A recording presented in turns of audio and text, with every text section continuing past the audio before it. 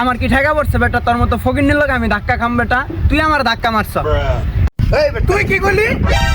এই বেটা, তোর কোনো ধারণা আছে আমার সম্বন্ধে? আমি যদি এনে একটা ফোন দেই বেটা 100 পোলা বানাইছে পড়বো। কার লগে ধাক্কা খাইছস? চিনস আমারে? এই বেটা কি করলি তুই? তোর এক ফোনে যদি 100 পোলা বানাই বেটা, আমরা বয়সে থেকে 200 পোলা বান জোগাড় করে ফেলাম। কার লগে কি করছ? এখন কি বেটা আগের দিন আছে?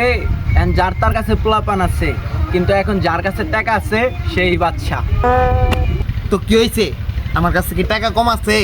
আমি প্রত্যেক দিনই বেটা পুরান ঢাকার থেকে ইফতার করে আসি। তোদের মতো কি আমরা শুকনা মুড়ি খাই বেটা?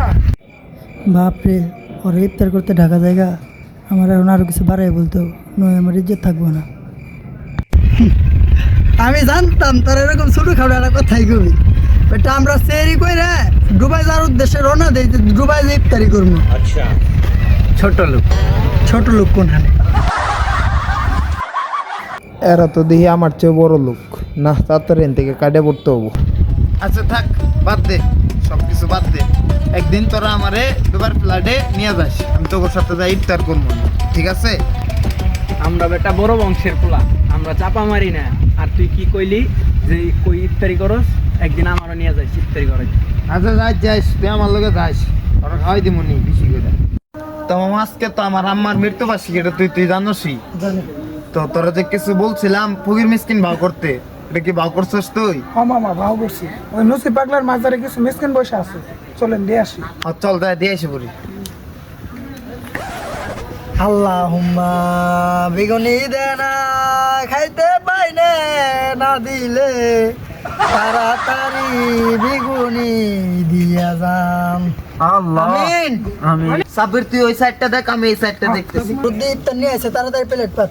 ভাই ভাই আমার আগে দেন, আমার আগে দেন ভাই। ভাই আমার আগে দেন, ভাই এই যে জায়গায় দেন, ভাই ভাই দেন। বিগুনি নাই। এই এত চিল্লি বাড়তো চৌকে, দাঁড়াও দিতেছি। সাবির দে। কি রে তোরা হেনে তোরা না ডুবাইতে যায় ইফতার করস, তোরা এনে কে?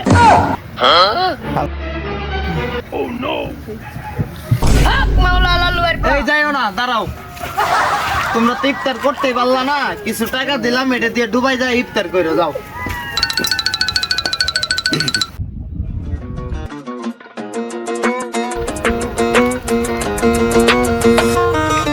তা মামা একটা জিজ্ঞাসা আছে আপনার কাছে, আপনি তো অনেক কিছু জানেন।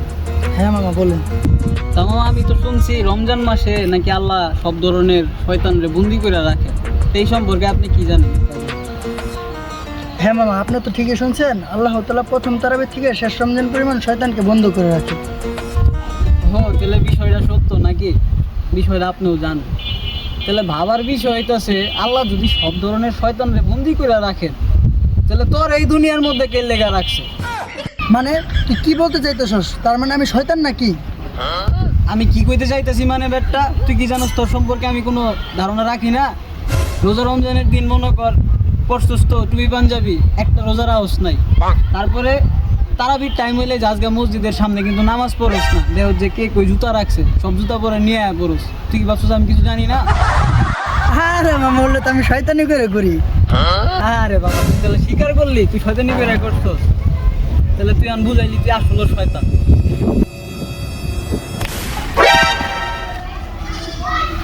তাহলে ভাই সবের আপনারা আসছেন? হ্যাঁ ভাই, জি। এই সেই শয়তান যাকে আল্লাহ এখনো বন্দি করে নাই। রোজার মাসে আল্লাহ নাকি সব শয়তানরে বন্দি করে, এই শয়তানরে বন্দি করে নাই।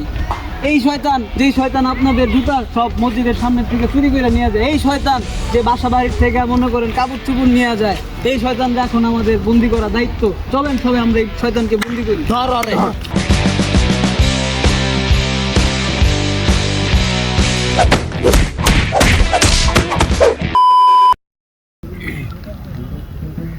মামা, রোজা রমজানের দিন কোনো মেয়ের দিক কিন্তু তাকান যাইব না। হ্যাঁ ঠিকই বলছেন মামা, রোজা রমজান মাসের দিন মেয়েদের দিকে তাকানো যাবো না। খালি হ্যাঁ হ্যাঁ করলেই হবে না বন্ধু, আজকে থেকে কসম কাট, আজকের পর থেকে কোনো মেয়ের দিক তাকাবি না। আচ্ছা বাবা, কাটলাম গোসল, আর কোনো মেয়েদের দিকে তাকাবো না, এবং কি আমার গার্লফ্রেন্ডের দিকেও তাকাবো না। এই দেখ, বলতে বলতে আমার গার্লফ্রেন্ড ফোন দিয়ে দিল। হ্যাঁ জান বলো। হ্যাঁ জান, কোথায় তুমি? তাড়াতাড়ি আমার সাথে দেখা করো। কি? তোমার সাথে তো আমি এখন দেখা করতে পারবো না, আমার বন্ধুর সাথে আমি কসম কাটছি যে রোজা রমজান মাসের দিন আমি কোনো মেয়েদের দিকে তাকাবো না। দেখো আমি এত কিছু জানতে চাই না, তোমার সাথে দেখা করব মানে দেখা করব, তাড়াতাড়ি আসো। দেখো জান, আমার বিষয়টা বোঝার চেষ্টা করো। কিরে কে তোকে ফোন দিস? তোর গার্লফ্রেন্ড? দে তোর গার্লফ্রেন্ডের আমি বুঝাই দিচ্ছি। হ্যালো অপসরা, সাব্বির তো আজকের পর থেকে তোমার সাথে দেখা করবে না। অর্থ নাই মানে টাকা পয়সা। আজকের থেকে তুমি আমার সব, আমি তোমার সব। চলো আমরা দেখা করি। আর আজকের থেকে সাব্বির বাদ। নেন। বিসমিল্লাহ।